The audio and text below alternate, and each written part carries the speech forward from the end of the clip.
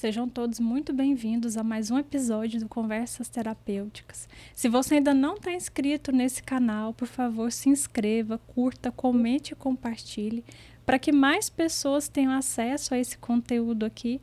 E o intuito é sempre trazer esperança para as pessoas que estão passando algum tipo de adversidade.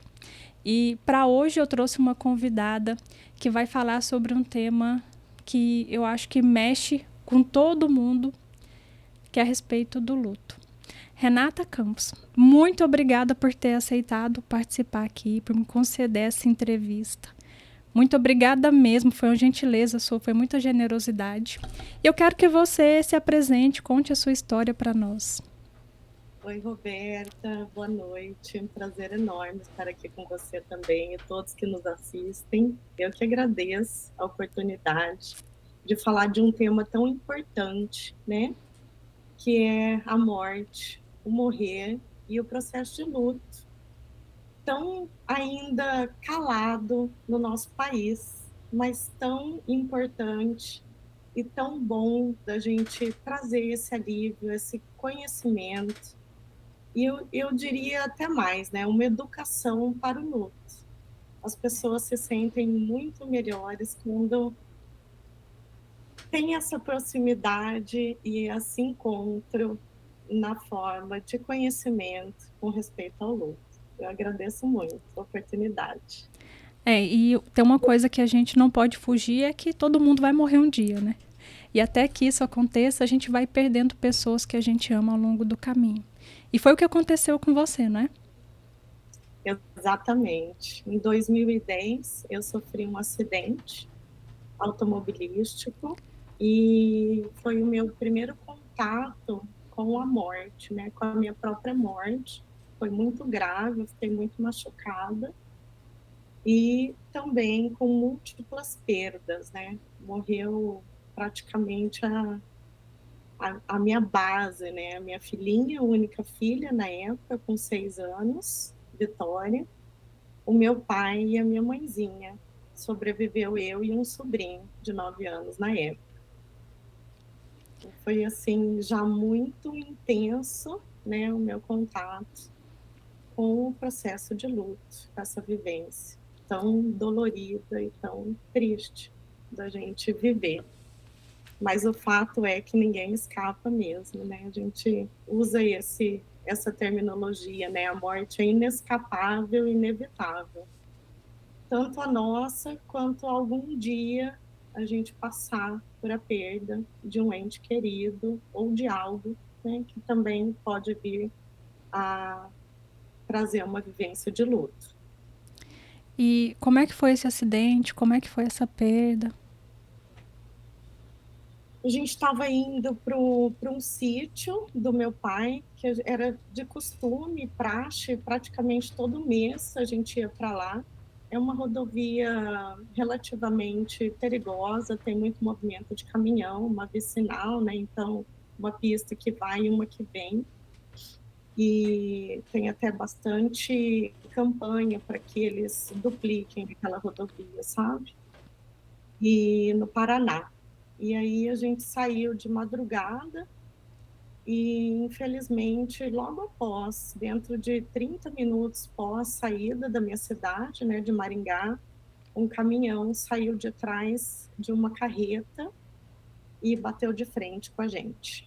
Sim, assim, foi muito rápido e muito abrupta, né, a batida. E meu pai e minha mãe faleceram na hora, e a minha filha não.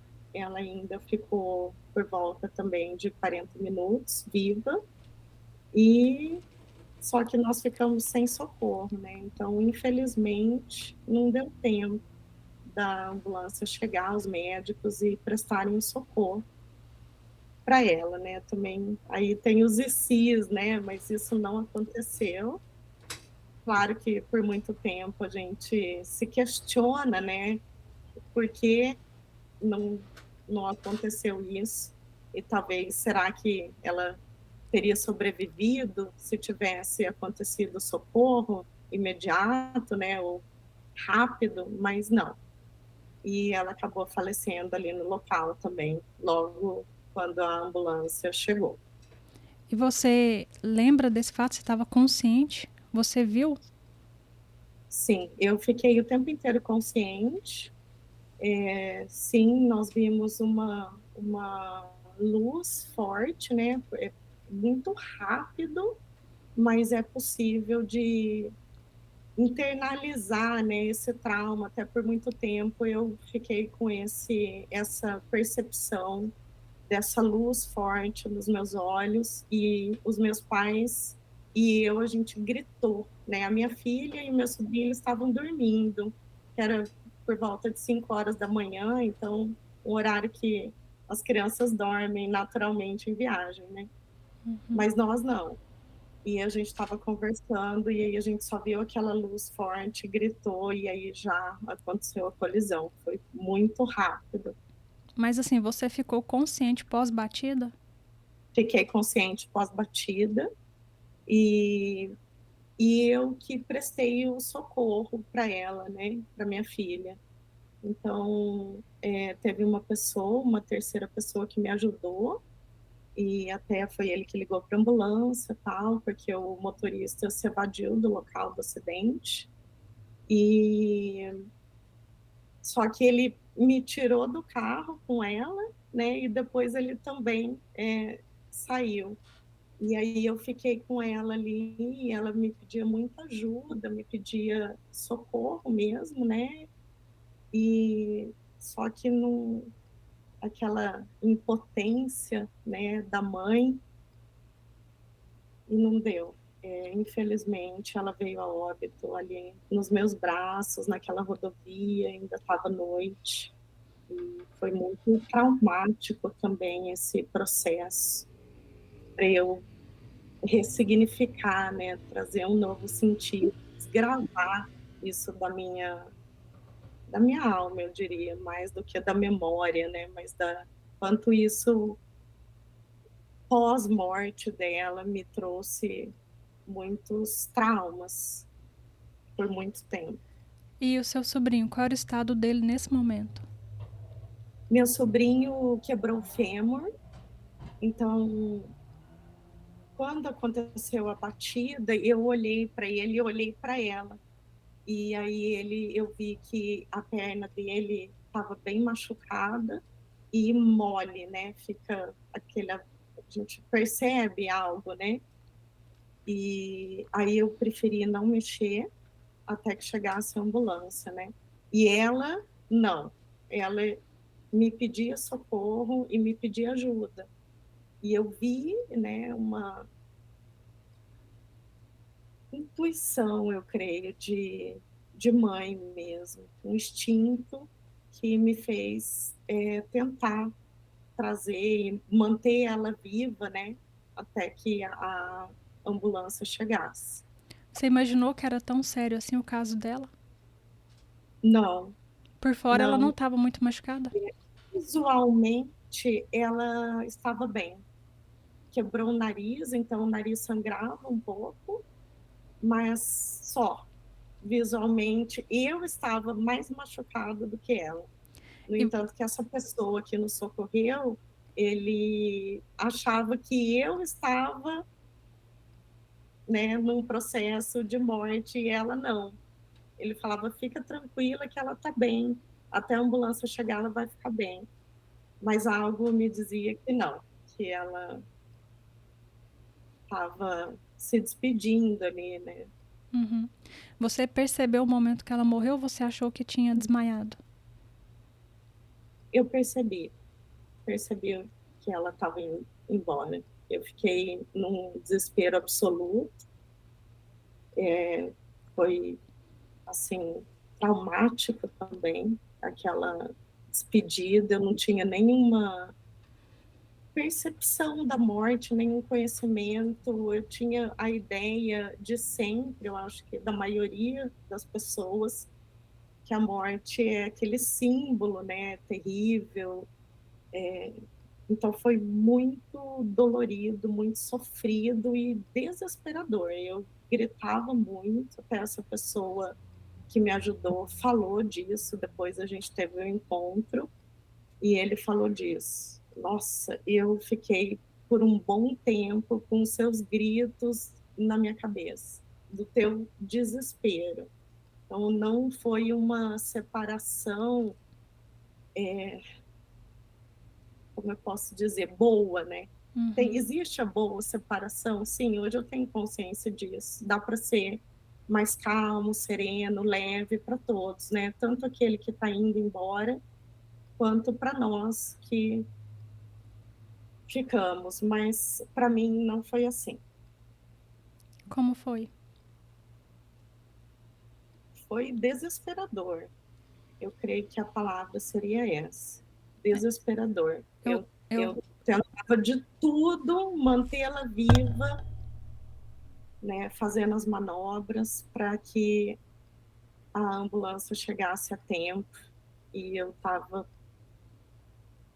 desesperada, eu acho que seria essa palavra. Acho que eu não me expressei bem, eu quis dizer assim, como foi o pós mesmo, assim, a ambulância chegou e como é que foi o seu emocional quando você foi socorrida e você sabia que ela estava em óbito já?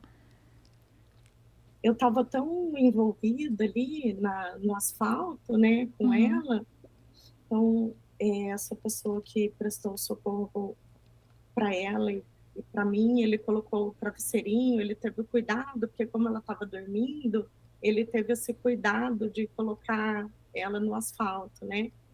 E eu fiquei tão envolvida que eu nem percebi quando os médicos chegaram, tentando mantê-la viva até que eles chegassem.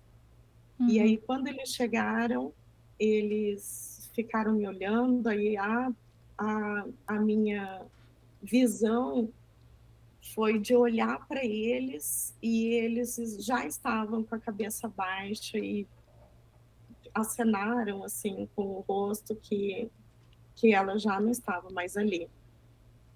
Só que eu estava movida por aquele desespero completo de mantê-la viva. Eu nem percebi o momento exato da morte dela, eu não tive essa percepção. Só quando eles chegaram e me disseram, mãezinha, fizeram com a cabeça, ela já foi, ela não está viva mais. Eu fiquei com essa imagem gravada, essa sensação quando eles chegaram, mas não de quando ela foi embora, exatamente. Eu Ah, não tá. sei te dizer. Foi isso que eu tinha perguntado anteriormente, se você tinha achado que ela estava desmaiada ou se você viu que realmente ela estava em óbito. Porque assim, na hora eu imagino que a emoção é tão forte, né? São tantas coisas juntas ali, que talvez você fica agarrado no fio de esperança de que só desmaiou, que Exatamente, não foi, né? exatamente. De que ela está ainda tem uma chance, né? Mesmo que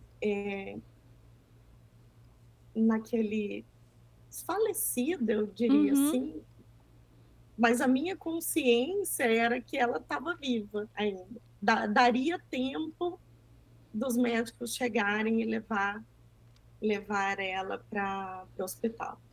E seu sobrinho também gritava muito, ele desmaiou. Como é que foi o emocional dele nesse momento? Ele só tinha 9 anos, né? Como eu saí do carro, ele ficou. Então, depois, quando a gente voltou a falar disso, ele disse que foi muito difícil para ele também ficar ali com os avós mortos e ele sozinho. Foi muito difícil até ter essa conversa sobre esse momento tão traumático para ele. Demorou bastante tempo para ele ressignificar e lidar com isso, é muito difícil. Muito difícil. Ele carregou isso por um bom tempo. Hoje ele já está um homem e mora fora até do país, mas ele relata essa dificuldade de ter ficado ali tanto tempo com os avós presos nas ferragens do carro e já mortos, né? É, você sabe quanto tempo que o socorro demorou para chegar? Por volta de 40 Acho minutos. que você mencionou no começo. Pelo que foi feito, a reconstituição pela polícia rodoviária local, por volta de 30 a 40 minutos, o que para mim foi uma Nossa, eternidade. eu imagino. Uma Eu imagino. eternidade. Assim, a gente que é mãe, a gente se coloca no lugar, né? E pra mim, assim, é inimaginável tudo isso. Muito difícil, foi muito difícil, muito complexo você conseguir Uhum. encontrar algo novo e bom mediante uma tragédia, né? Foi uma tragédia. E o que você machucou? Eu machuquei o rosto, eu quebrei alguns ossos da face, o nariz, em vários pontos, supercílio, fiquei e tive, como eu bati essa parte abdominal, eu tive pancreatite aguda pelo Uhum. picada mesmo. E quando eu entrei na ambulância, eu também já estava em risco. Eu ali, quando ela foi e que eu vi que realmente não dava mais, aí eu fiquei assim gravemente comprometida.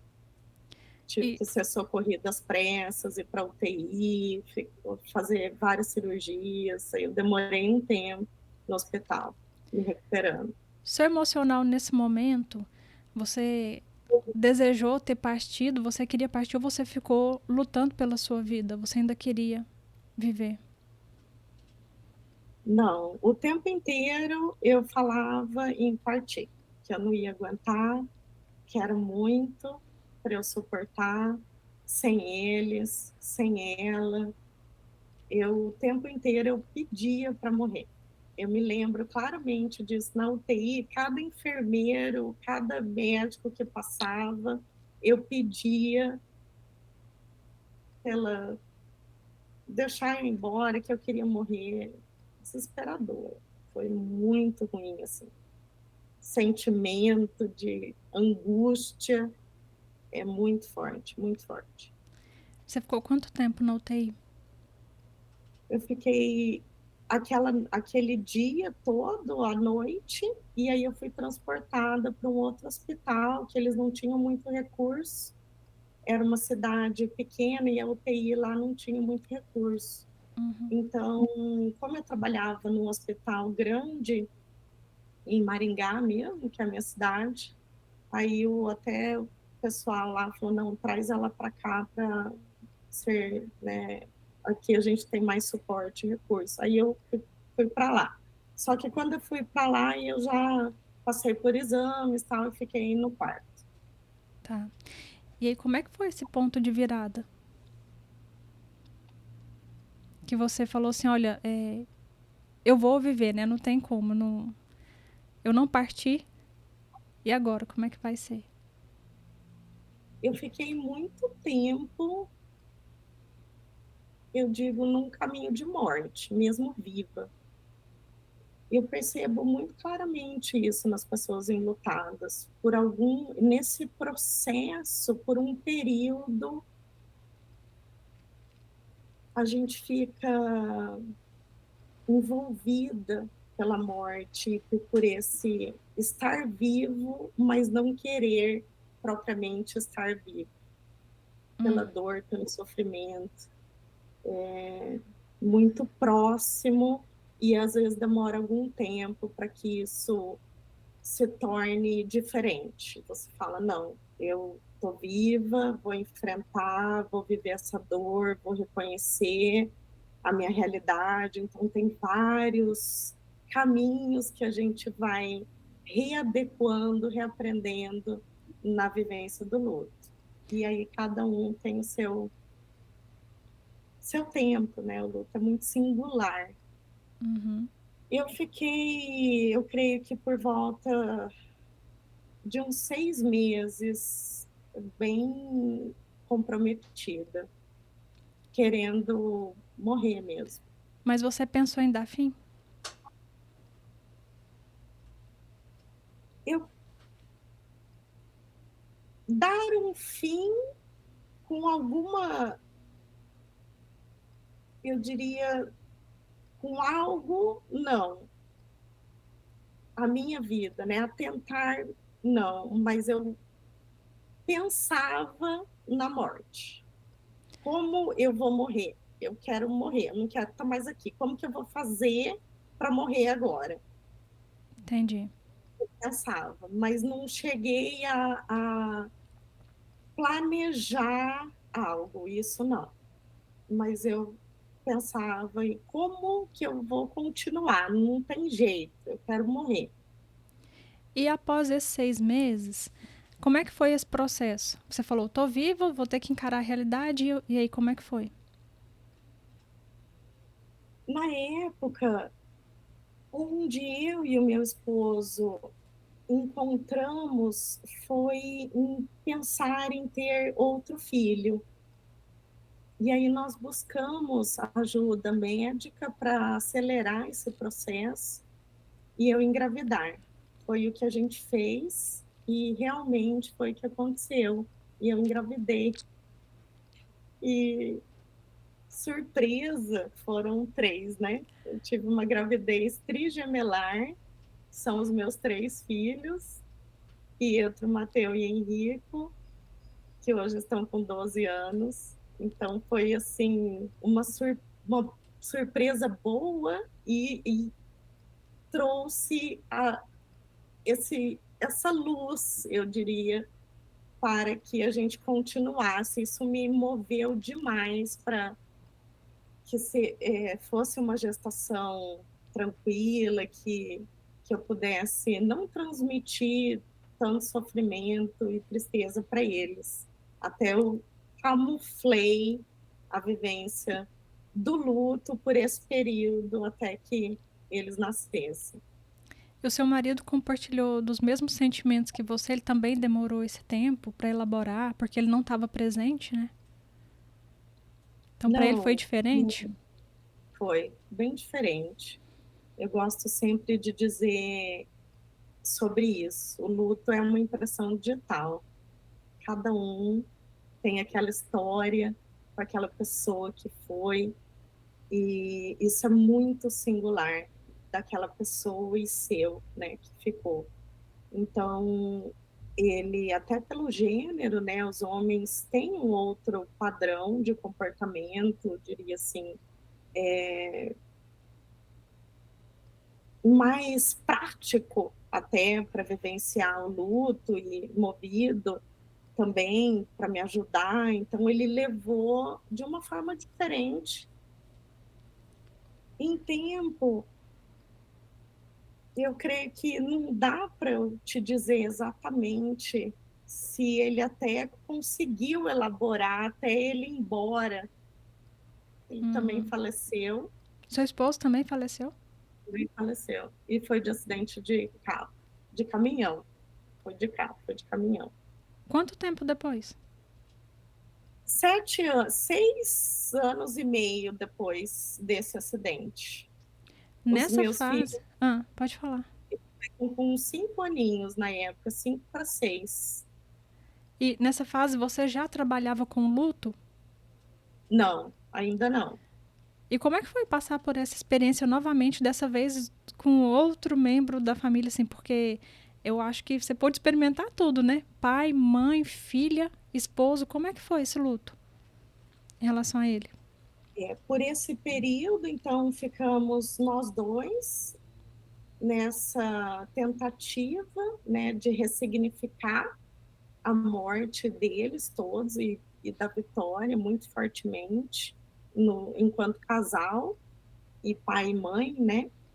Mas eu diria que quando ele morreu é que o, tudo veio à tona.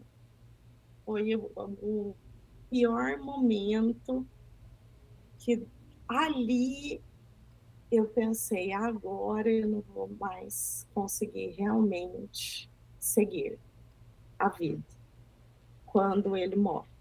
Ele morreu também instantaneamente ou ele ainda ficou no hospital? Não, morri Instantaneamente. instantaneamente, na hora, na rodovia, ele estava prestando um treinamento para um cliente, trabalhava nessa área, com caminhões, e o caminhão estava carregado, e ele e o motorista, a carreta era um bitrem, a carreta de trás, a carga se moveu e tombou, e eles estavam numa descida. E aí eles foram ladeira abaixo e não sobrou nada de ninguém. Quem te ligou para te contar? O dono da empresa, o diretor da empresa, me ligou e falou por telefone que ele tinha sofrido um acidente. Eu estava na minha cidade e ele estava em outra. A gente estava num processo de mudança para essa cidade devido ao trabalho dele. E aí eu tinha ido lá ajeitar a mudança, até entrar em contato com o quartinho dela, me desfazer das coisas dela, que até então eu não tinha desfeito, estava tudo intacto, apesar de tanto tempo depois. E eu estava justamente fazendo isso quando eu recebi o telefonema do diretor da empresa dizendo que ele tinha sofrido um acidente e tinha morrido no local. Foi Pelo morte telefone mesmo. Ele falou isso pelo por telefone. exatamente. Seu mundo caiu, né? Aí eu desmaiei na hora, estava com a minha cunhadinha e com essa amiga que tinha ido me ajudar guardar as coisas e fazer Uhum. essa mudança pequena, né? Algumas coisas. Foi eu na hora eu apaguei, dei um grito e aí elas vieram correndo me perguntar o que aconteceu. Mais uma vez, desesperador, porque eu estava em outra cidade, ele tinha ficado com os trigêmeos e o horário de buscá-los na escola. Então, aquele sentimento de impotência, de do que eu vou fazer? Ele morreu, ele está com as crianças, ele não está com as crianças. Foi muito traumático. A forma com que eu recebi a notícia e por estar em outra cidade, não saber se ele estava com as crianças ou não. Foi terrível também. Nossa, eu imagino. E aí, a partir daí, como é que começou ressignificar mais uma vez outro luto? Aí eu fiquei por, por uns meses, eu creio que durante uns 3 meses, 4 meses, eu não saía de casa. Eu entrei num processo até depressivo. Ficava só em casa, tomando café, acordada, sono comprometido, as crianças, eu não conseguia cuidar das crianças, veio uma irmã me ajudar de uma outra cidade, essa pessoa que estava comigo, que era uma amiga minha, que também me deu esse apoio, e eu fiquei entorpecida, sem viver e em casa fechada, sem saber para onde que eu ia recomeçar. Eu não tinha nenhuma uma sombra de luz, vamos dizer, dentro da sombra eu não tinha nenhuma luz. E os seus Seria filhos? Como você contou para eles? Como é que foi? esse pessoal lá da empresa trouxe eles para a cidade que eu estava e foi difícil, momento delicado. Uma amiga que é psicóloga também me ajudou, falou: Rê, é importante que você dê a notícia, esteja mais serena, mas foi difícil. Um deles passou mal, chegou a vomitar quando eu contei. Outro chorou, eles eram pequenininhos, outro ficou perdido, né? Cada um numa reação, mas difícil. E durante esse processo que você ficou sem fazer nada em casa, só tomando café, sem dormir e não conseguia cuidar deles, como que eles foram ficando nesses meses, emocionalmente? Perdidos, perdidos. A Eles mãe choravam perdida, muito, pedindo pai. Já tinha essa Eles consciência, né? choravam, 5 anos já tinha essa consciência. 5 para 6. Ah, Estavam quase com 6. uhum. Já tinham, e ficar vendo, presenciando o meu desespero, e eles ficaram muito perdidos. Eu lembro que a gente ficava um olhando para a cara do outro, assim, e não falava nada, silenciado, sem saber para onde ir, o que fazer. Tudo que se perdeu com ele, ele era o único provedor da nossa família. Os meus pais estavam mortos, fazia muito tempo que eu não trabalhava, mais de 10 anos que eu não trabalhava. Desde o acidente, um pouco antes, né? Eu estava trabalhando, depois não. Então, assim, fora do mercado de trabalho, uma escuridão total. E eles também, perdidos. Aí essa amiga ia levar na escolinha, buscava, entristecidos, angustiados. Aí a gente se abraçava, mas não falava nada. Uma dor absoluta, um sofrimento muito resignado naquela tristeza. Foi muito difícil. E como que começou a mudar?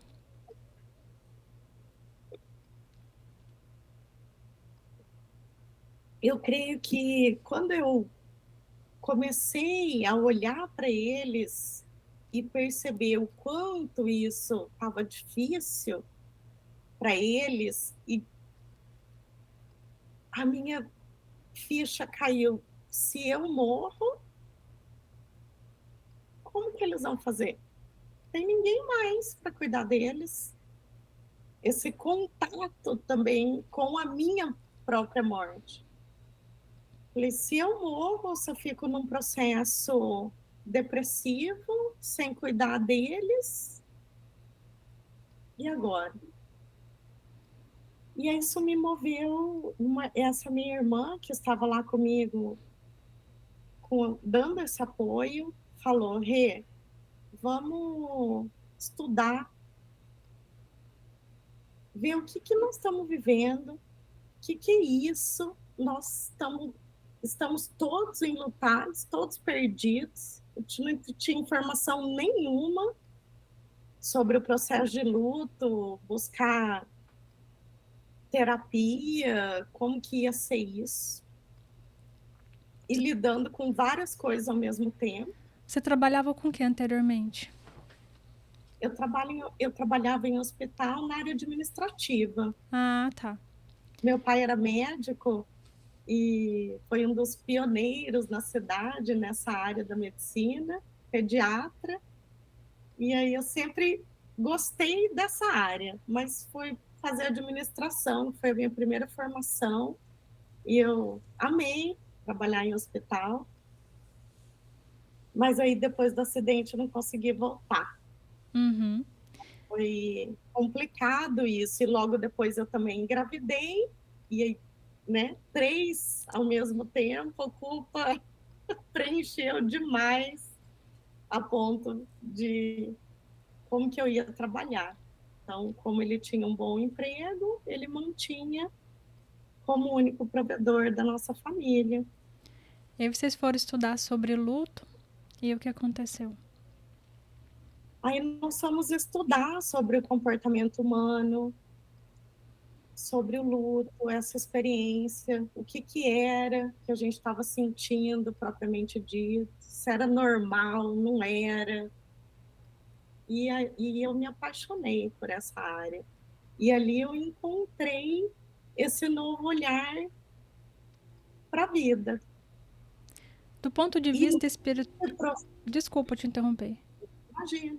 E nesse processo de buscar o conhecimento, eu entrei numa pós-graduação, depois entrei em outra, e no meio de todos esses estudos, eu treinei demais a minha autocura. Então foi maravilhoso, porque cada etapa, cada fase, cada sentimento, pensamento, emoção, eu fui indo junto com o conhecimento e vivenciando esse processo. Ali eu vivi a experiência do luto. E conseguiu ajudar os filhos, né, também, imagino eu. Isso. Aí, com a minha cura, a minha elaboração do luto, eu pude ajudá-los. Foi muito bonito. E do ponto de Enquanto vista espiritual, nesse momento, até começar a estudar sobre o luto, qual era o ponto de vista espiritual para vocês em relação à morte? eu estava, antes dos estudos, muito ligada ao materialismo. Eu quase não tinha espiritualidade, não frequentava uma religião em si, acreditava em Deus, mas era uma coisa bem distante. Eu não tinha essa base espiritual da minha família. Os meus pais tinham uma religião, mas não eram praticantes e não falavam muito de espiritualidade. Então eu cresci sem isso. E aí eu fui me deparar e descobrir a espiritualidade também nesse processo de elaboração do luto. E como foi essa espiritualidade nesse momento? Como você foi entrando em contato? Quando você se depara com essa vulnerabilidade da vida, eu comecei a perceber que eu, não era só o que eu estava tocando e vendo com os meus olhos, que existia algo mais que isso. E comecei a entrar nesse caminho de desenvolver uma consciência a respeito de algo que a gente não vê, mas que existe. E testar esse efeito na minha vida prática e como isso mudou e me transformou. Mesmo com eles estando mortos, mas o alcance que eu tive de encontrar esse amor deles, espiritualmente falando, em mim, aflorar no meu coração, é o que hoje me traz alegria. Eu não sinto tristeza, falta, não me subtrai, não, eu não sinto mais essa separação de corpos, do material. Eu sinto eles cheio espiritualmente em mim. E assim eu sigo. Eu me redescobri nisso. E qual foi a porcentagem da espiritualidade para essa cura? Ah, bastante, né? Eu creio que bastante. Quando eu fui para esse resgate de algo subjetivo, que a gente não vê, mas que existe, e testei, experienciei no meu coração, na minha consciência, minha percepção, creio que foi um degrau grande para eu atingir, ressignificar a morte. 70%? Eu imagino que sim, eu falo isso porque a minha área de trabalho é um pouco diferente da sua, né? Eu trabalho com transtorno de ansiedade e depressão, e eu falo muito lá no meu Instagram que eu só acredito em cura se a gente contemplar todas as esferas dos seres humanos, né? Que é o mental, o físico e o espiritual. Porque se a gente não tiver contato com algo não que não seja perecível, que é uma coisa eterno que fica depois da morte, né? Se a gente não entrar em contato com isso, a gente vai perdendo muito o significado das coisas que estão aqui, né? A gente vai ficando materialista e realmente as coisas aqui sem espiritualidade não faz sentido. Ainda mais que agora com as redes sociais a gente tem muito contato com coisas ruins, né? É.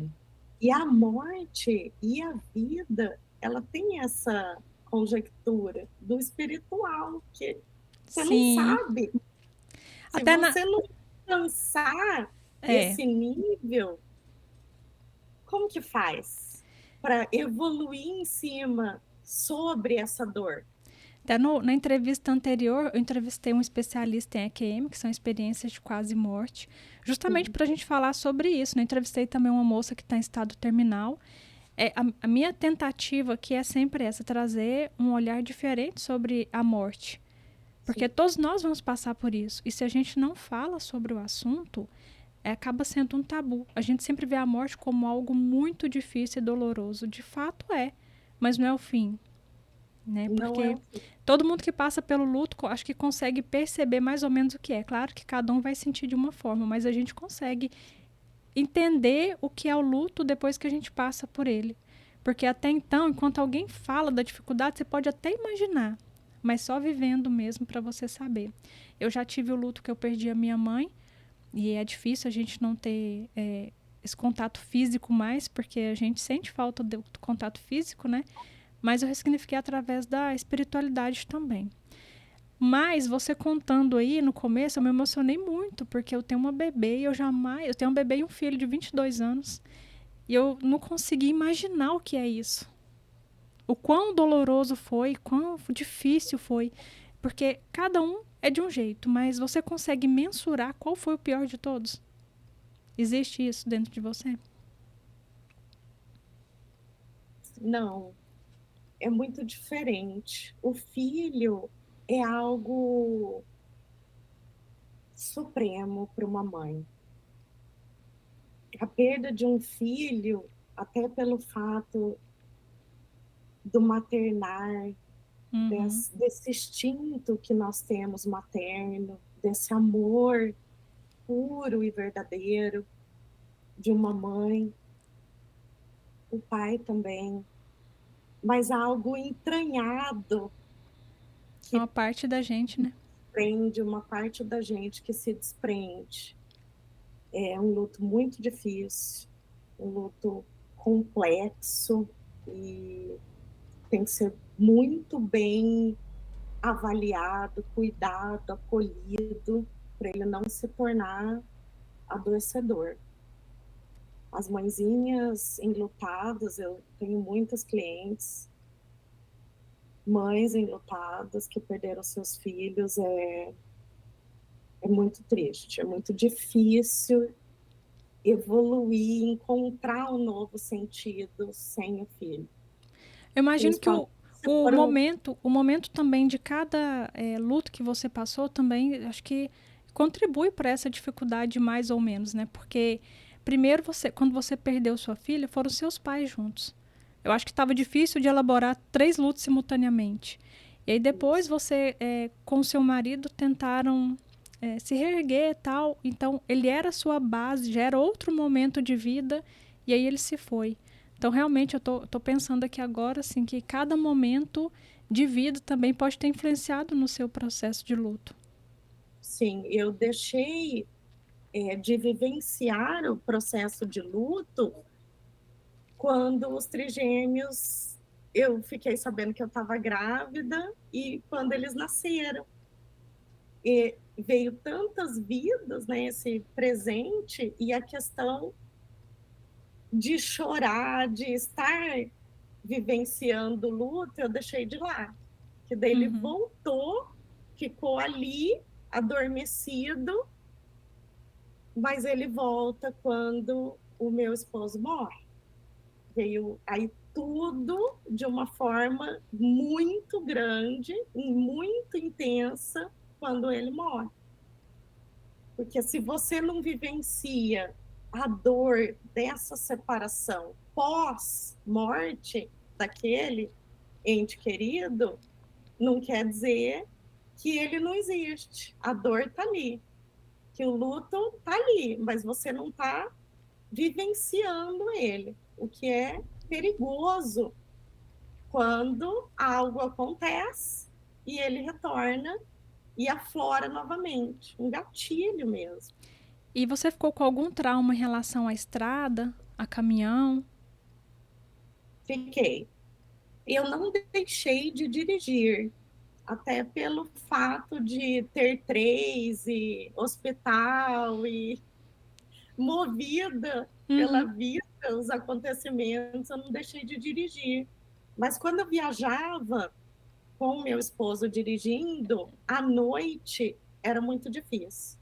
Cada luz que eu, na pista contrária, vinha, me dava um mal-estar, uma sensação ruim, um trauma, que E eu demorei quem para. tava dirigindo no dia do acidente? Meu pai estava dirigindo, A sua mãe minha estava mãe do estava lado lá, dele, vocês tava três. Tava atrás, todo mundo isso. de cinto?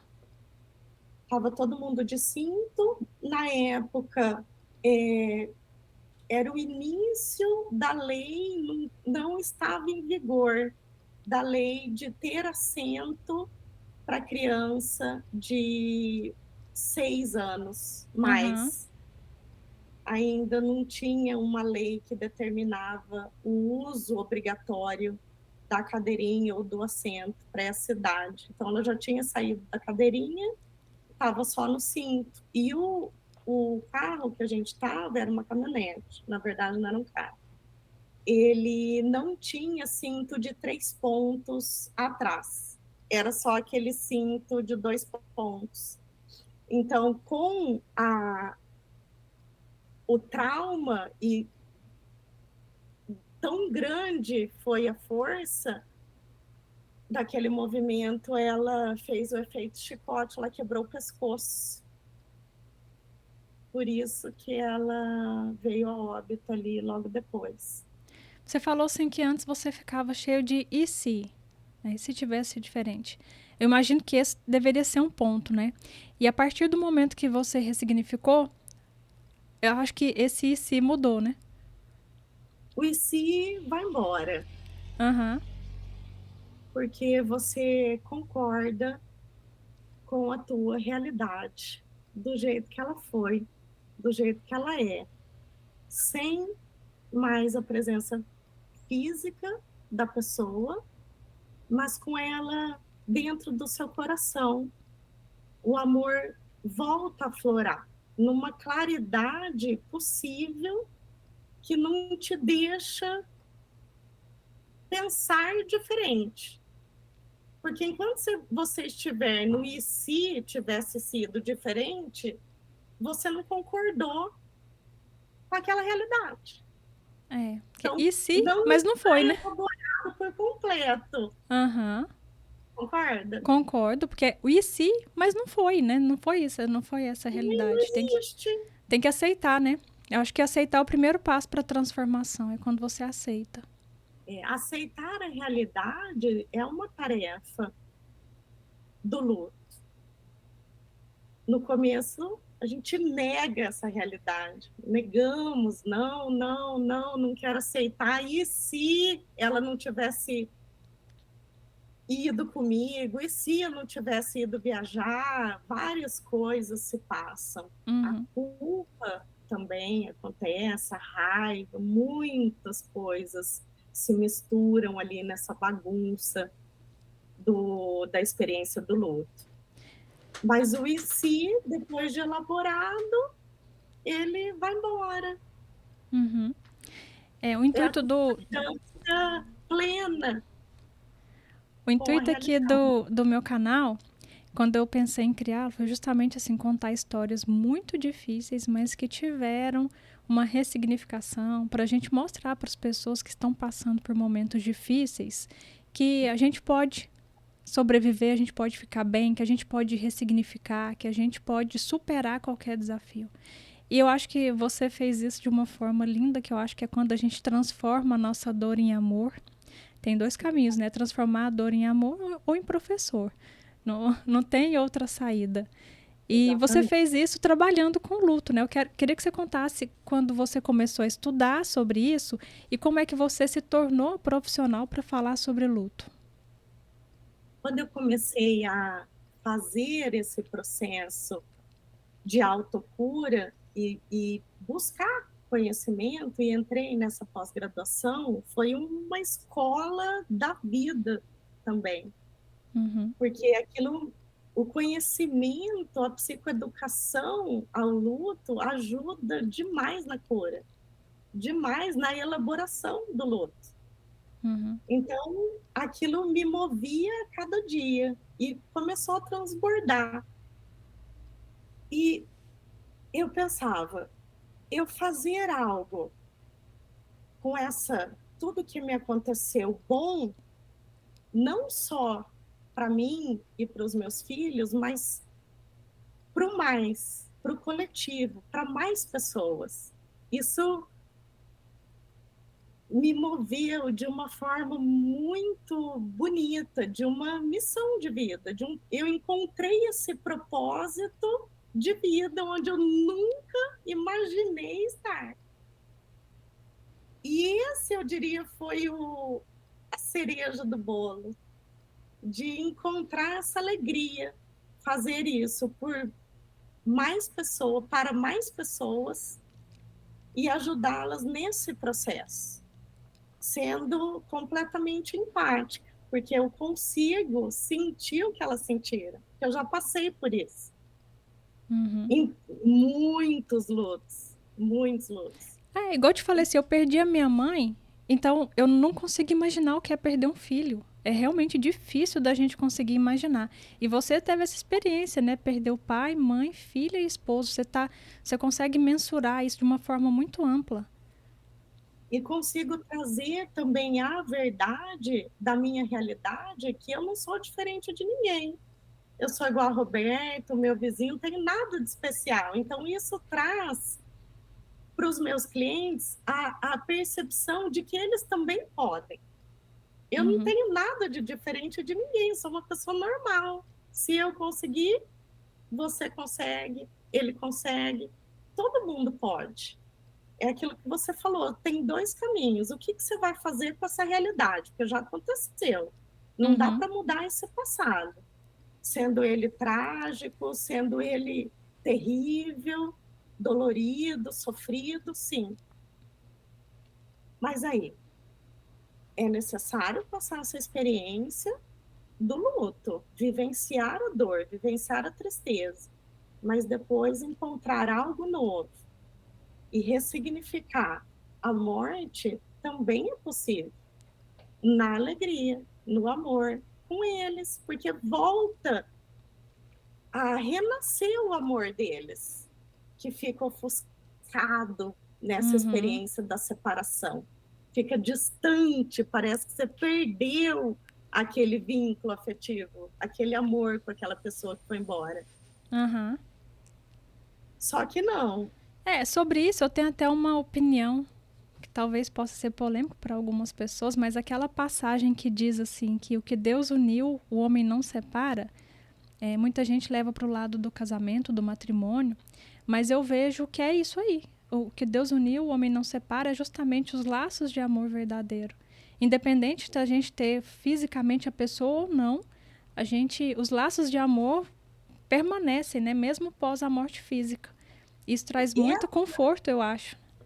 muito. E restaurar o bem-estar é reconhecer esse amor que não morre. Você não vê no início e no processo, por um tempo, um período, você percebe essa separação, Uhum. mas depois não. É possível trazer de volta e unir e crescer dentro de você e viver com eles nesse vínculo de amor puro e verdadeiro. Porque se fosse verdade que com a morte o vínculo acabasse, a gente não sofreria tanto, Né? Aham. né? Concordo. Outro ponto importante que eu acredito muito para qualquer cura que a gente tenha que passar é quando a gente começa a ajudar os outros. Quando a gente ajuda o outro a se curar, a gente está se curando simultaneamente. É um É processo, é uma uma via de mão troca dupla. E isso é uma troca. linda, engrandecedora, cada um que está ali comigo nesse caminho de encontrar, acomodar, assimilar a morte e as perdas todas que se vão com aquele ente querido que vai, poxa, é sensacional, é um servir a vida Uhum. em prol de algo bom mesmo, com a realidade difícil, trágica, dolorida, que muitos têm. caso de doença, enfim, tantas coisas que acontecem com todo mundo e ninguém está livre. Agora, o que, que você vai fazer com isso?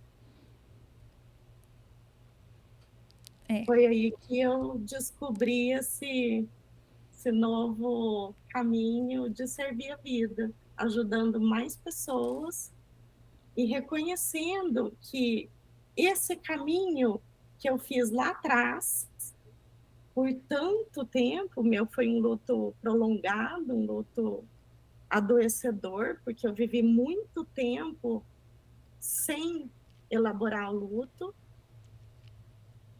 ir com os meus clientes, ajudá-los. Não precisa ir sozinho, você pode ter um apoio, você pode ter ferramentas e pessoas que te ajudam.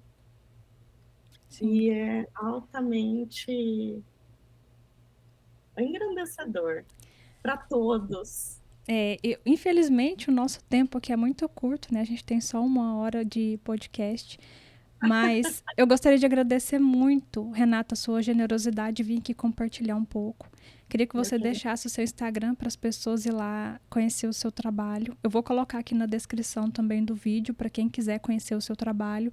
E quem estiver precisando desse apoio também, que possa te procurar e encontrar esse conforto na sua experiência, no seu trabalho e ajudar muitas pessoas. unir o conhecimento, a competência com a vivência, eu me torno assim muito empática e consigo, eles conseguem olhar para mim e falar: nossa, você sabe o que eu estou passando. E eu Uhum, realmente sei. E aí o viés da assimilação, de restaurar o bem-estar, que naquela hora, quando você está envolvido pela morte, você não consegue enxergar, mas ter uhum, esse apoio de alguém que já passou, viveu e tem a competência de seguir esse caminho junto, é muito bom. Ajuda demais e evita um luto prolongado, um luto que pode vir a trazer um problema de saúde mental. Tá, deixa o seu Instagram aí, porque muita gente não lê a descrição. Fala o seu Instagram para quem. O meu Instagram é Renata Campos, underline, re.fit. Certinho. Obrigada, viu, Renata? Eu que Mais uma agradeço vez. a oportunidade por estar aqui com você e todos para falar de um assunto tão importante, tão calado no nosso país. Que bom. Esse foi mais um episódio do Conversas Terapêuticas. Eu espero muito que tenha sido útil para que você consiga ajudar mais pessoas, assim como é o nosso intuito aqui. Curta, comente, compartilhe, se inscreva aqui no meu canal, porque quanto mais a gente engaja, mais o YouTube entende a relevância desse conteúdo e vai mostrando para mais e mais pessoas. A gente se vê no próximo episódio. Muito obrigada por ter ficado aqui comigo. Obrigada, Rê.